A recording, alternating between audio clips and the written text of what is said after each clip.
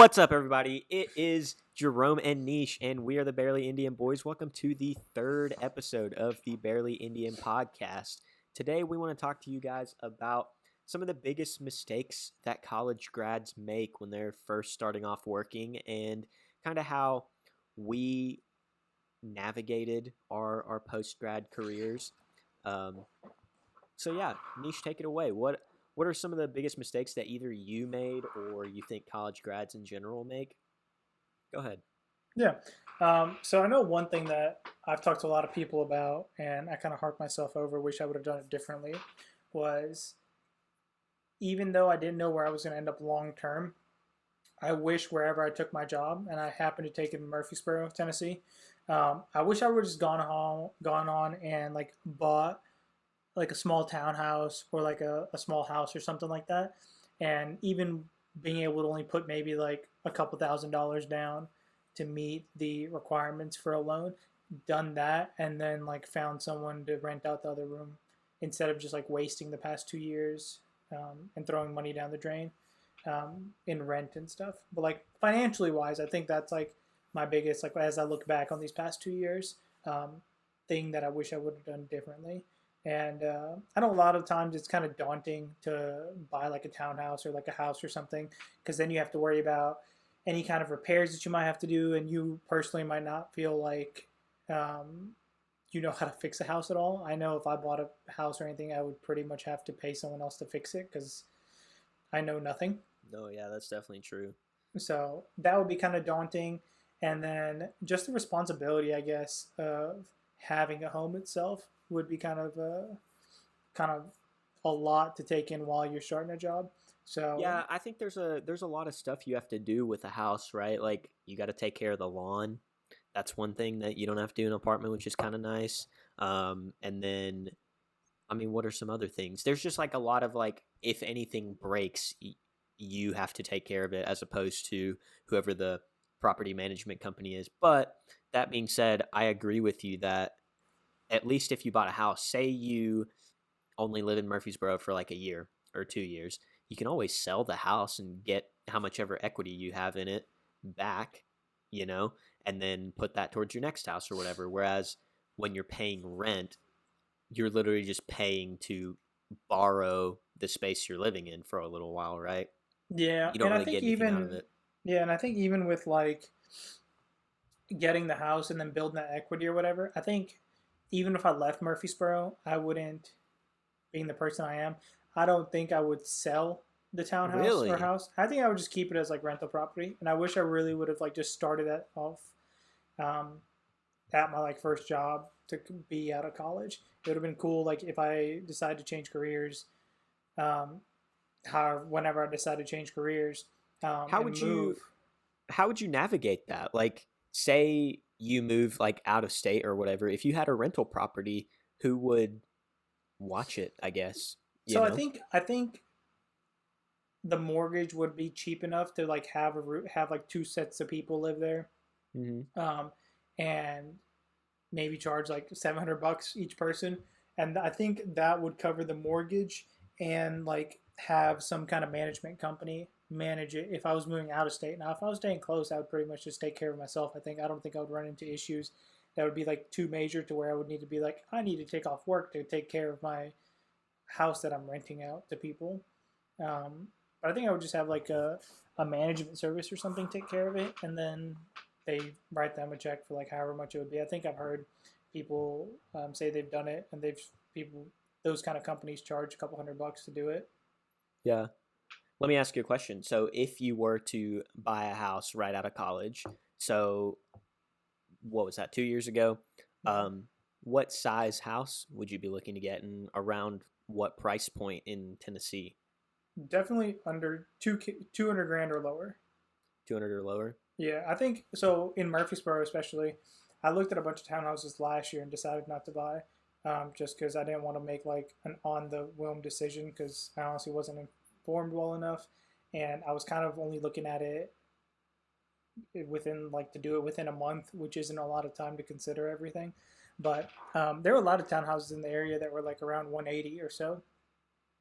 Um, that being said, as far as size wise, I wouldn't get anything like I would probably look at something that's like between 12 to around like 1,200 square feet. I think that's big enough for like fresh out of college people to Yeah. have their own space and do what they need to do without having to be worried about like all this stuff and space to take care of. And also, as you can see, I'm not really well at decorating space by my one picture that's hanging up. Shout out to my cousin for making that for me, by the way. You shouted her Um, out last week. I'll shout her out every week. Leave me alone, son. She And it's not deserves it. even Look how good that is. hanging up, it's leaning. That's not her fault. That's my fault. Like I said, That's it goes true. back to the problem of You're like bad at not buying a decorating. big one. I don't know how to decorate, so I mean, I would just keep it like small to where I wouldn't have to worry about doing all that stuff because I'm really bad at it. I like the price point that you were talking about, though. I think that kind of leads into one of my pieces of advice for recent grads. I know a lot of people, when you graduate, you think that the first house you buy is going to be the one that you live in for 20 years or something. And a lot of people are like, oh, I'm getting my first job. I'm getting paid, you know, say $70,000 a year or something like that, and they're like, okay, I can afford this big fancy house now. And I think a lot of people have a tendency to go a little crazy and buy a really big house, and then you realize that you could have instead saved some more money if you'd gotten a smaller house, especially if you're like a single person and you don't need a lot of space. Like, get something small, and then that way, if you have so many more options, right? I feel like a lot of people feel tied down once they have a house, like they feel like they can't move, but that's not the case. So just get something adequately sized, and that way, whenever you do finally decide to move, you can either sell it, like I'm saying, or rent it, like Nisha's saying. And then you've got all this money saved up to eventually buy your dream house, right? And it's kind of funny that we started off by talking about houses, because I think like that is a very Indian thing, isn't it? Indians really care about their houses. I don't know, dude. I feel like not really. I don't think. Really? Maybe. I mean, I don't I've know. I've had that conversation with my mom a lot, where she's like, Indian people specifically, they want to own really big fancy houses because they want to not necessarily show it off. That's not the right word, but That's like exactly the right word. they just want, I don't know. I've always thought that Indian people want really big flashy houses as opposed to like other things. I think it's one of the ways because like Indian people are very conservative in the way they spend money, but like a house is the one thing that they just go all out on. Yeah, Plus, they love exactly. having the extra space for the one time in the year that they have like 12 relatives over, and Yep. to be able to say that they can, oh, like everyone stayed at my house, whether it's like Yep. someone like people are sleeping on the couch or like in the living room on like pull out mattresses and stuff like that. I think Yeah. it's just like a culture thing to where when family does come into town, they're gonna stay at your house, and you want to make sure that you have something big enough to accommodate that kind of situation. Right. It's funny because like my parents are looking at houses and stuff like that right now. Shout out to my mom. Hey, I hope you're having a wonderful day today. Don't buy But that. He only shouted you out because I shouted my cousin out, and he felt like he wasn't doing anything. It's not a genuine shout out. but what I'm Call him saying out on is that. she's about to buy a house, and one of the things that she always says to me is, I want to have a bedroom for each of my kids and then each of their grandkids. So she's like looking like minimum she wants to build like a 5-6 bedroom house. And I'm like, mom, as great as that sounds, in like, it's just not realistic. Like, I'm gonna maybe spend like a couple days out of the year with you. So Wow, you then, don't love your mom, huh? no, I do love you, mom, Wow, only a couple of but days. I'm Even like saying Thanksgiving is a day, and then Christmas is like a couple of days. Like you're not gonna visit her other than like the second half of the year when it's I winter. know I will. Wow, I will. this guy, But my man. point being, the rest of the time, which is like 80% of the time that I'm not there, she's just gonna have a bunch of empty rooms. No, So yeah. it's like, what's the point? I guess I personally would prefer to like just figure out accommodations for the few days, and then um like focus more on what it is we're doing together as a family, as opposed to, oh, I have space for everyone to stay here, and Yeah. then the I rest of think the it time be worried about having to clean that big house and decorate it, dude. and decorate it. Furniture Yeah. is so expensive. Oh my Heck god. yeah. Another reason why not to buy a big house. That's true, because like, Yeah. how are you gonna furnish all that? Beds Yeah. are expensive. But to your Couches point, are I expensive. think it's more like the older like Indian people, like our parents and stuff. They just want to like do that stuff for family. Whereas like we've grown up here more or less, Yeah, to where that's true. it's like it's easier for us to come into town and just get a hotel room for the night and not be like in someone's way at their house or something Right. like that. And also Exactly. just be able to do whatever we want at our own pace. Like we get up in the morning, we're not tied down to like mom waking up at like 6 o'clock to make breakfast and stuff. We can like roll up at the house at like 9 o'clock, Yeah. doing whatever we want to do, and then hey, Would you start hanging say out. would you say the reason we think differently is because we're barely Indian? No, because we think the same. No, I feel like Speaking of barely Indian, Jesus, watch the podcast on YouTube or you're gonna on Apple Podcasts. you legit If you're just listening blew on Apple people's Podcasts, you legit just blew out people's eardrums. did I? Yeah, 100%. It was like 10 times Oh, louder than anything else. sorry, people.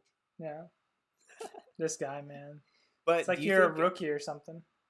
Hey, also, if you guys haven't noticed, we got new microphones. We hopefully sound really good in your ears right now. We sound professional.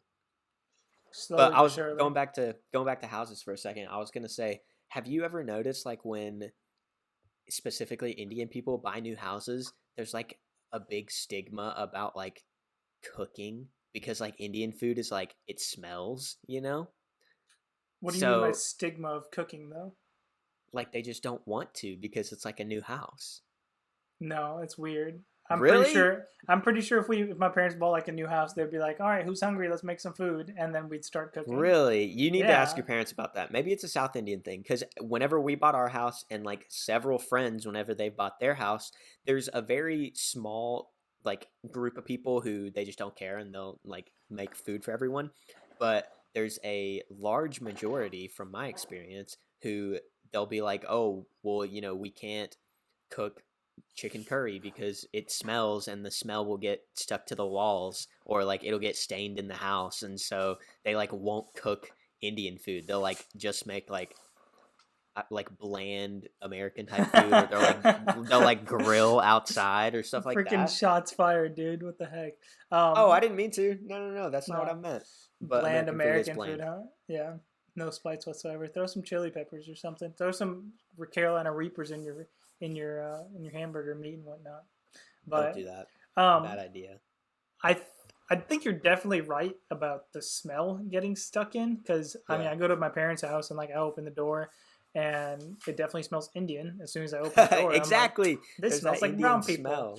But like I'm not like, I don't think that's gonna stop anyone from me. Like even if I was cooking Indian food, I'm like I'm gonna cook whatever I want to cook to eat, right? I'm not gonna let that stop me, even if I buy like a new house. I don't know. Maybe my parents' opinion is different. That'd be interesting because my sister bought a new house and she wasn't afraid to do anything. And then I think even when she moved in with her husband now, um, they cook all kinds of food, and I don't think they're really straying away from cooking Indian food just because it smells um, so good.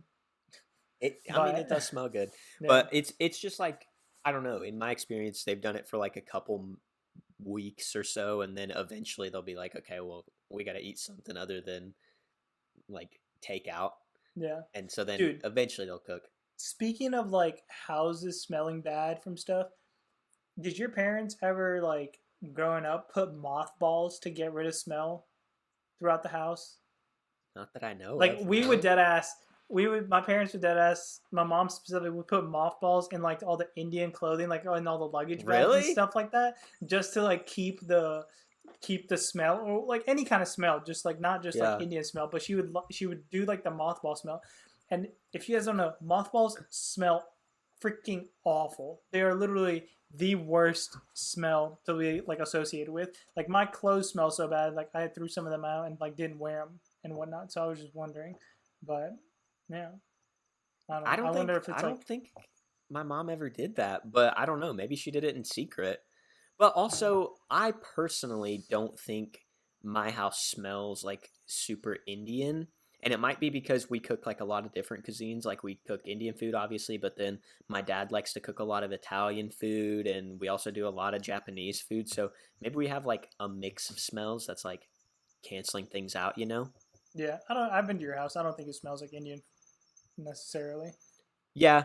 Um, there's definitely a lot of other houses I feel like that smell a lot more Indian. Yeah. And I know there's probably a lot of people listening, like, what does Indian smell like? Oh, But they know. Trust me, if they you know. know, you know, you They've been know. around like the fobby Indian people at school and stuff like that, and sitting having to sit next to them. That's exactly what that smell is. That's They know what exactly it what it is. smells That's like. like the stereotypical scent that Indian people get like smashed or like dragged on for or whatever.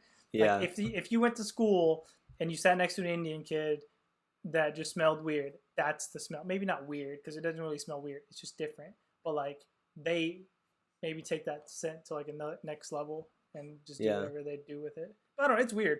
Like there's always like those jokes and stuff that people say about Indian people smelling weird. yeah.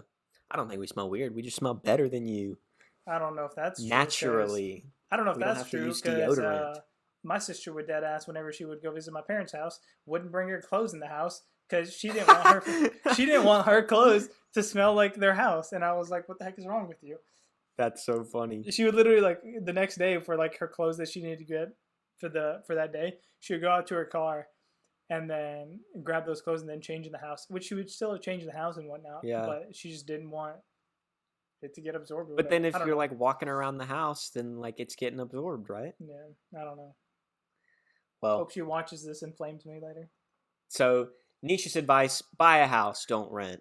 Buy a house, buy a house. Even if you only have like zero money to put down a down payment, be like, Mom, You can Dad, do that. let me Well, borrow like let me borrow like $5,000 so I can buy a house. I doubt your parents are gonna say no. And if your parents don't have $5,000, then maybe just like get a short term lease for like 6 months, save $5,000, and then buy a house. Like that's don't true. let money. There's always a way to figure out the money part of it. But I think even if you plan on staying for a place for like 2 to 3 years, and you're making like that 60 to 70 range starting out of college, I think that's a great salary for you to do a short term lease, save some money, and then put that towards a house or a townhome, and then also save up money and try to live frugal fresh out of college instead of seeing that you're making all this money, 67,000. I know that sounds like a lot of money fresh out of college, especially when you've been chomping down on ramen noodles for the past 4 years. Hey man, But I love ramen noodles. there's nothing wrong with it. I'm just saying, like, we're used to, as college students, we're used to living like this really just like, Oh, dude, why like, are you lying to the people? Whenever what do me you and you were mean? in college, our last year, we basically lived with a chef.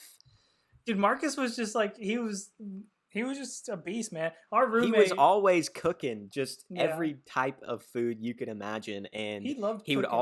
he would always share it with us, and so we ate like freaking kings. Okay, that's beside the point. I'm trying to give advice for like the average college student, all right, who doesn't have an amazing roommate who loves to cook, and we can spot him money to make us like chicken or whatever on the grill that tastes amazing. But I would say just prepare early, you know, in college, especially if you're doing a major like we did with engineering. Like you're gonna have some amount of money from internships or co-ops that you've done, so prepare before you graduate and try to have that money saved up because you really just don't. Rent is gonna be the most expensive thing that you have every single month, and you don't want to be giving away, you know, $1,000 or $1,200 when you could instead put that to a house and it'd be like a nice little investment. yeah, but financially wise, I think that's my biggest piece of advice. I think just living frugal, going back to what you mentioned earlier, um, I think that's just one of the big things. A lot of people come, especially coming out of college, are like, "Oh, I've spent the last 4 years living just like crap, just like you said, and so I'm gonna live super lavish, buy all this stuff, buy a new TV, buy a new couch," and they just go crazy, and then eventually you just rack up all these expenses, right? But you don't have to do that. Just be frugal. Focus on your 401k. That's things they don't tell you in college. I'm serious. Jeez, How man. many people told you in college to focus on your 401k? No one, because 401k in college wasn't really a thing. You didn't have, that's not something that you were saving for in your job Yeah, on campus or like your but you internship should. or I mean, yeah. No one tells you anything about it, and you're like, oh, I don't understand. Like, why is this important? And then you start your job, and they're like 401k, IRA, and they throw all these acronyms in your face, and it's like you're learning the alphabet all over again. Yeah. You know I what don't I know. mean? Yeah, yeah. But take your 401k seriously. This is just a little sidebar that I'm giving the people. Take your 401k seriously, put some money in it, and that way you can retire when you're like 50. Then you won't be working till you're 80 like Or me. you guys can be 25, start your podcast with one of your best friends, and then you can retire at 30, which is our plan. All right, so we're Yeah. gonna be millionaires in 5 years off this podcast. You You don't have heard to it be here first, millionaires folks. to retire. You just gotta do what you love, and That's then you true. won't work. That's another big thing. The do what you love part. Don't accept a job just because it's like, good money or whatever. You gotta make sure it's something that you enjoy, because if you don't enjoy it, you're definitely not gonna do it for 40 years. Look Yeah, at me. tell the people what you did. Yeah. Look at me. I just basically wasted a bunch of money well, not wasted time. I'm not going to say I wasted time, because I don't think I wasted my time, but I wasted a lot of money in my undergrad, in the sense that if I had just picked the major that I was interested in, like do something in business in my undergrad, then I would potentially be working a job that I already enjoy now. But instead, I spent, I don't know, I think my loans were like somewhere in like the $10,000 range or something like that for undergrad. But so I spent all that money, and then after graduating and accepting a job, decided, hey, I don't really like this. Maybe I should go back to school. And so now I've wasted $10,000. And even more than that, because I'm getting my MBA. So now I'm spending a ton of money to go back to school. Yeah. But I don't know. Do you think that you enjoy your job enough to? I don't know. I don't know how to ask that question. Do you enjoy your job, or do you think you just took it for the money? I didn't take it for the money. Um, Definitely not because of the money. Um, I took the job because of the location. I had a decent amount of friends in like the Nashville area, so I was like, "Oh, cool! I'll be able to get a job close to people I already know. Like family is pretty close by, friends are pretty close by, and Nashville seemed like a pretty cool place to. I say Nashville. I guess I'm 40 minutes south of Nashville and Murfreesboro. Yeah, I was thinking that. I was like, why do you keep saying Nashville? You don't live in Nashville. I guess that's true. 40 minutes south, Idiot. whatever. You can get to Nashville pretty quickly. Idiot. Anyway, someone's being aggressive. 40 minutes south, like, I don't know. It seemed like a pretty good move. But, like, I've realized that I don't really like going to Nashville very much. Really? Why? Just because, like, the traffic to get up there sucks. Parking sucks. Like, it seems like I've gone up there a couple times for, like, Predators games and just, like, That hang out sounds with, like fun. yeah, hang out with people and stuff like that. And it's like I said, an hour and a half there and back drive if there's no traffic. And then inevitably, it seems like you're spending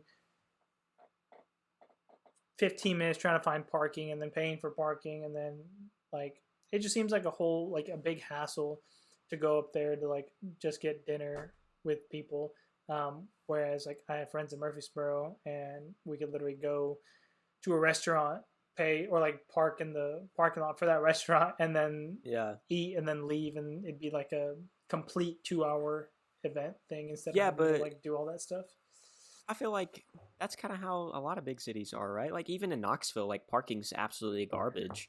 You That's can't not get true. I parking. mean, if you went to Market Square, you could literally like you could park in the garages and like you walk and it's like 2 minutes and you're at the restaurant that you want to go to. Yeah, but what if you're cheap like I am and you don't want to pay for parking? It was the free parking was like after in the afternoon. Yeah, after maybe 6 o'clock or something like that. Yeah, But what if like if and it was if it free on the was weekends. right, but if it's before 6 o'clock, then you got to find street parking, and that's just a nightmare. If you're going out before 6 o'clock, then as a student, you need to like get some more hours of coursework or something. Tell That's that to my yourself. that's my advice. If you could go back 4 years, would you tell that to yourself? If I could go back 4 years, I'd tell myself a lot of things. Give me some insight. What would you tell yourself? I don't know. Um, Learn how to freaking study. I don't know. I'd probably take less coursework so that I can go up to 4.6. I don't know, but seriously, like it seemed like no one really went out and started the night, especially like Friday, Saturday night until like I don't know 9, 10 o'clock at night. Yeah, it's Like late. everyone It's in like college always started like now it's like, hey guys, want to get together? Yeah, what time you thinking? I don't know. Like you want to get together at 8? It's like that's my freaking bedtime. What do you mean get together at right. 8? Let's That's get what I'm together at saying. 5, That's and what I'm so I saying. can be in bed by 8. Even now, like we've only been out of college for what 2 years now. I feel like we've grown up as like just gotten so old, Yeah, our you know? bodies have aged. Yeah, like I have to go to bed at 10 so then I can like wake up at 5 or 6 or whatever. And I can't even sleep in anymore, man. What's that about? Dude, I don't freaking know. I literally like my body is awake, like awake at like 8 o'clock. Can't go to sleep after that. Like 8 Yeah. a.m. I'm I up. I remember back in the day, like college, you'd stay up to like 2, 3 o'clock in the morning, and then Yeah, no you'd problem. wake up at like 7 o'clock, and you're like, well, time to go to class. Yeah. Like, what the heck, man? It just seems like Or like, do you remember in high school, would you ever sleep in until like 1 or 2 p.m.? no. What? Sorry, again, I think I yelled a little. No, remember episode 1? Had to work at the freaking gas station every morning. Oh, that's Yeah. right. That's right. Yeah, sorry, I don't have the Sometimes, luxury of sleeping in. sometimes I would sleep like in the summers or something. I would sleep in until like 1 or 2 p.m. No. I can't even imagine doing that now. That's like you just wasted over half your day. Yeah, sometimes I wish I could do that. Oh, that should be another piece of advice for recent college grads. On the weekends, don't waste your weekend by sleeping until 1 or 2 p.m. Yeah, but what do you recommend that they Get do? up and do stuff. I say go to bed at a reasonable hour. So if it's like Friday night, go to bed at like 12 or 1. And then wake up the next morning at like 9 and then go start your day. If it's a Saturday, go to a farmer's market, support your local businesses. Jeez, what if they live in a big city and there's no farmers market? I feel like big cities would be more likely to have farmers markets. Why? I feel like it'd be harder for farmers to get into the big city early in the morning and set up a stand. Yeah, but they would want to because the population's higher and they have more potential clients. Yeah, but I Customers? feel like the Clients? farm is further away. I don't know. Maybe you're right. I don't know. I don't know. I just know like whenever I go to Greenville to visit my parents, like their farmers market's always bomb. Yeah. It's like it's awesome. They've got like fresh seafood. I have a question. Yes. What prerequisites do you have to like fulfill in order to like be present at a farmer's market? Like, can I just say I'm from Hillshire Farm and then go sell like tomatoes I bought at Walmart for like double the price? So, okay, that's actually a good question. So, I think you have to, I don't know, fill out some sort of form and like get approved with whoever's running the farmers market. But I swear, ooh, that was like a weird voice Puberty, crack. Jesus Yeah, Christ. I need to hit second puberty. Anyway, Hmm. I swear to Christ, there is a family that comes and sells a bunch of produce and stuff at the Johnson City Farmers Market.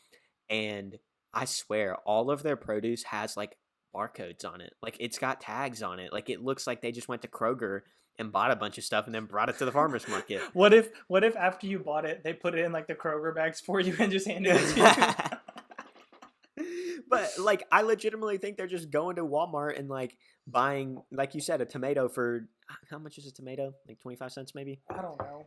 And then they're selling it to me for like 75 cents. That's genius. It is genius.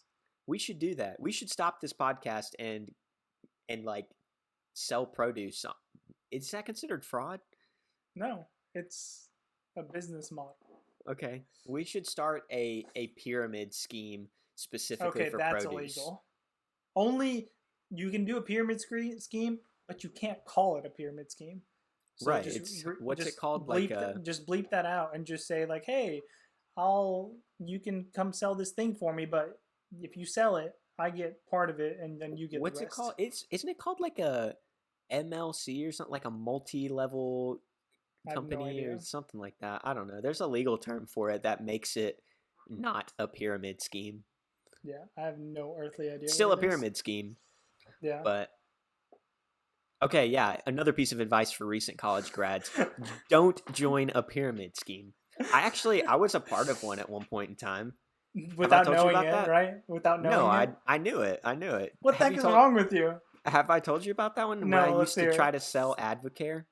No, what is that? So one of my friends started selling Advocare because it was like a workout supplement type company, and so they sold like I can't remember if they sold protein, but they sold like caffeine drinks and like um, protein and just stuff like that.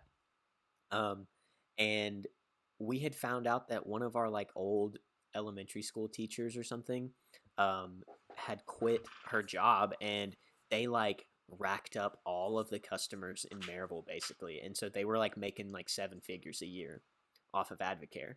Jeez. And so they recruited my friend to be a part of their network, Hmm. and basically the pitch was, okay, you build your network and you sell Advocare to people, and you get to keep all of your profits. So the way that it worked was like the company Advocare gave you as an individual a discount.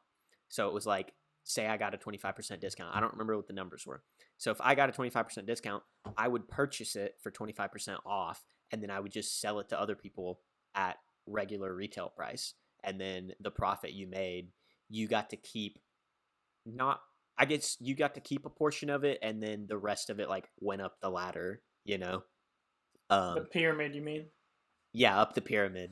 And so he started doing it, and he sold it to me at one point, and I was like trying it. They have this one product called Spark, and it's basically just like a caffeine drink, and it makes you just like, I don't know, it like makes you tweak, man.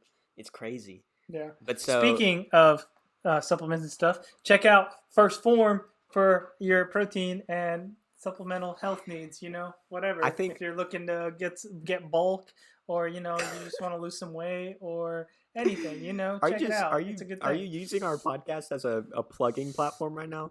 I Well, think I you're don't get part of any. a pyramid scheme. I'm not getting anything out of it. I just think it's a great product and Oh, people should okay. use it.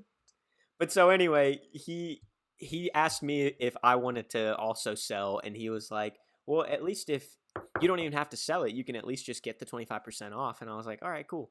So I did it, and didn't realize there was like a fee to join, right?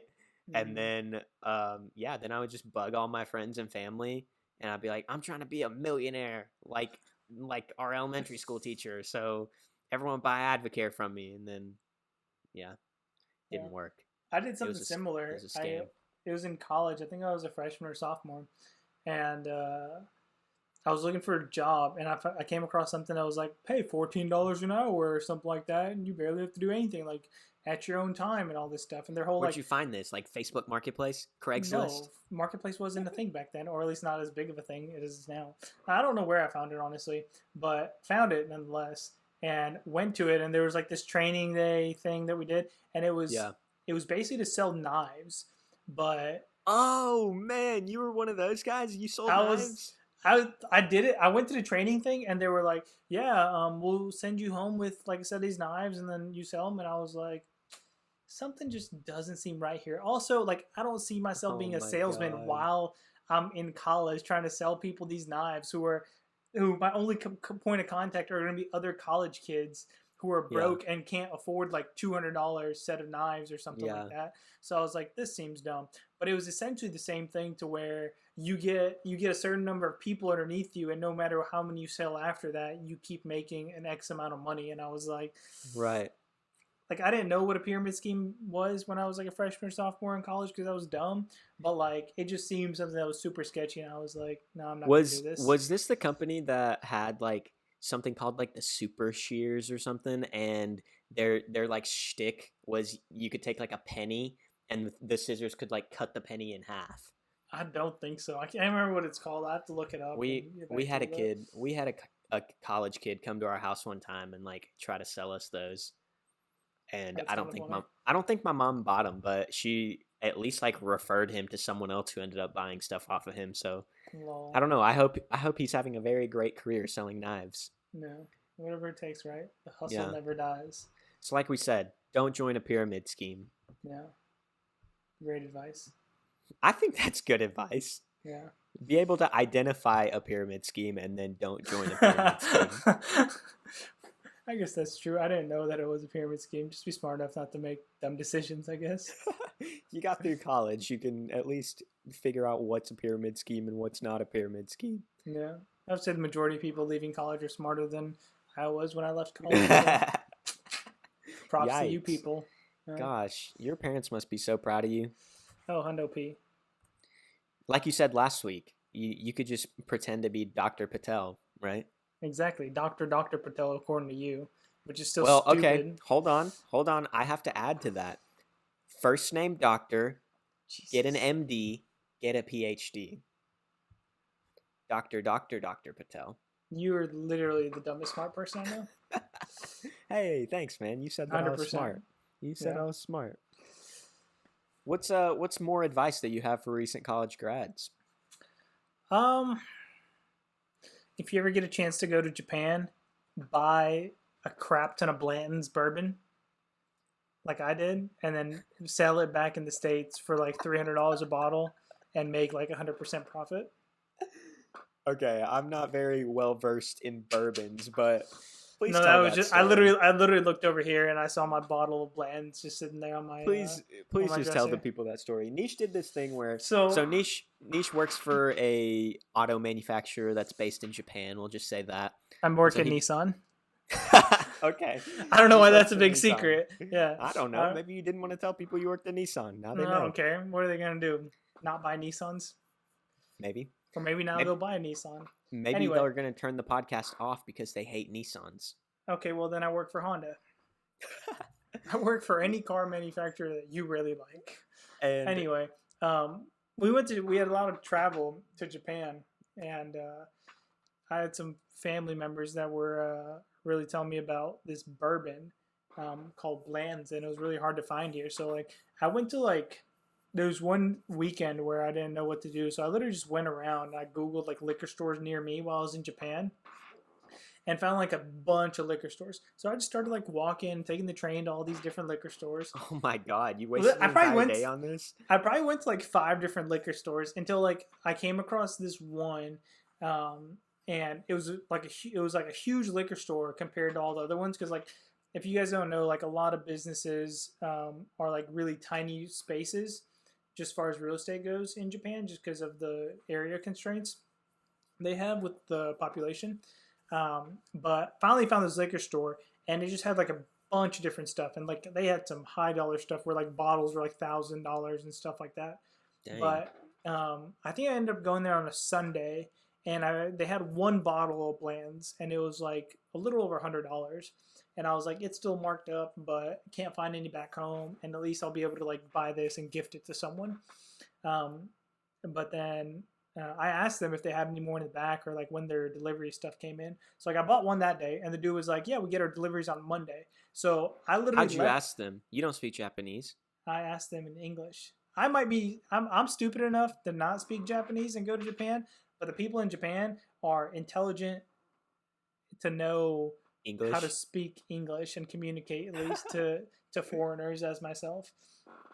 But he ended up telling me that they get restocked on Monday. So I dead ass left work at like 6 o'clock at night and then took a train for probably Oh my god. I took a train for probably about an hour to this liquor store I found, and went to the liquor store at like 7 o'clock at night. And there was this taco place next door, so we had decided that we're going to get dinner there. There's a taco place in Japan? Dude, what is it happening? Was so good. It's like Japanese tacos or whatever. It was so freaking bomb. But anyway, I go to this liquor store and I tell my coworkers like, "Hey, I'll meet you at the taco place. I'm gonna go get some alcohol to take back home as like gifts and stuff like that because I can't get it back home." And he was like, "All right, cool." Well, I get to the liquor store and dude has like 7 bottles on the shelf. And Oh my god. And I was like, Please tell me you bought all of them. I was like, I started grabbing one, and then I took them all to the counter. And I was like, I'm gonna buy all of these. And then I also bought like 2 or 3 other things, were like 4 roses and stuff that they only sell internationally, that I thought were pretty cool. But I dead ass check out, and it's over $1,000. Oh my god. And I'm just like, well, here's my credit card. And I couldn't charge it to my company credit card because I was like, I can't do that. And like they didn't take Discover, so I had to like scroll through my wallet, and I finally found my like debit card that I don't use at all. And like I was like, please let this work. And I actually had to use my credit card and my debit card to get it to go through. But then like I leave this liquor store, and I have my work backpack on, so I put like 2 bottles in there. But I leave this liquor store with like just 2 bags of just bottles of liquor, carrying like $1,000 worth of shit down the road to this taco shop. And I walk up, my coworker's like, "What the heck did you buy?" And I was like, "I accidentally spent $1,000 buying liquor." Accidentally. And then I looked up like the rule for how much you could bring back as like a single person, and I think the rule was like 5 liters, and I bought way more than 5 liters, so I had to ask my coworkers to like put it in their bags To smuggle it back. Yeah, and then yeah. But like I gave one to my friend at cost, and then she worked at this really nice like bar or something like that, and one of her customers was like, "Yeah, my friend has some blends. We want some." And the woman was like, "Yeah, how much does he want?" And my friend like out of the like just pulled the number out of her butt. She was like, "I don't know, 350." And the woman was like, "Sure, yeah." So like oh my gosh. I legit sold that bottle for like 350, and then So you made $200 on that? yeah. And then wow. I gave a lot of bottles as like gifts because, like I said, it's really hard to find over here.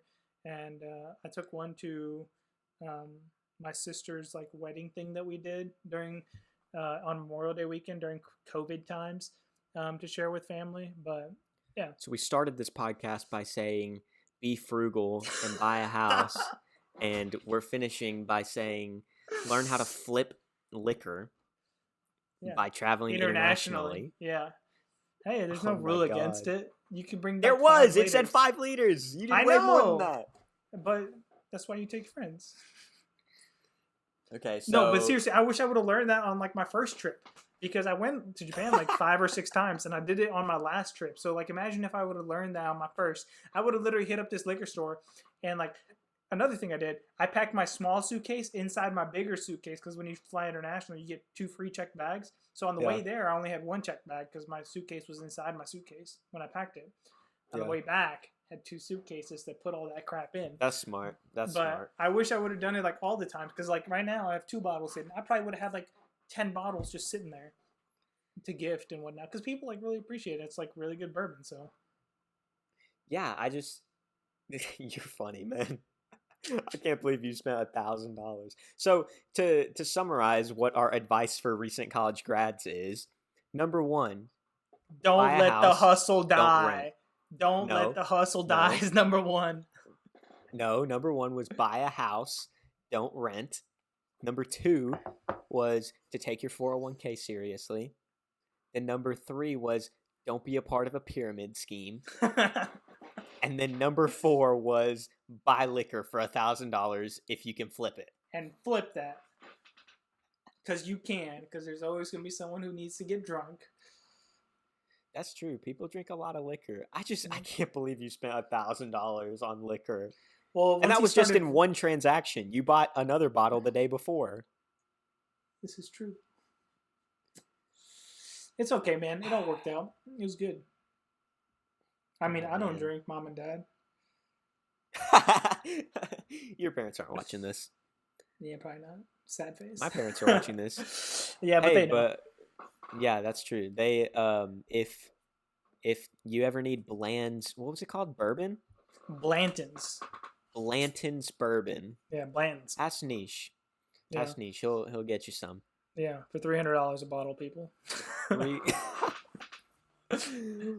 Well, that's all the time that we have for our episode of the Barely Indian podcast today. I appreciate you listening to us. And if you're listening on Apple Podcasts or Spotify or Stitcher, please consider watching it the ad-free video version on YouTube. That would really help So us you can out. see my cousin's painting. That's very nice. It's true. And Every Nish, week. you can see that Nish cleaned his room. Thank Okay, we God. don't need to point that out. The people saw it on the last video, That's and I true. got a bunch of comments saying it's night and day difference. So It really is. It looks a lot better. thanks, man. You were the one when we recorded our first episode that said, "No, man, don't worry about the lighting and like cleaning your room. That's not what the people want to see." That's literally all the people saw was Yeah, my but messy here's the ass thing, room. man. Here's the thing. That was comedy gold. I hate you. And you got clowned on, but I didn't. It also made my room look 20 times better because your room looked like crap. I hate you. This is But our anyways, guys, last episode of Big. this Nisha's given up after 3 episodes. Anyways, thanks for listening to us. We hope that you enjoyed sharing this time with us, and we will catch you guys next week. Bye. Thanks for watching and listening.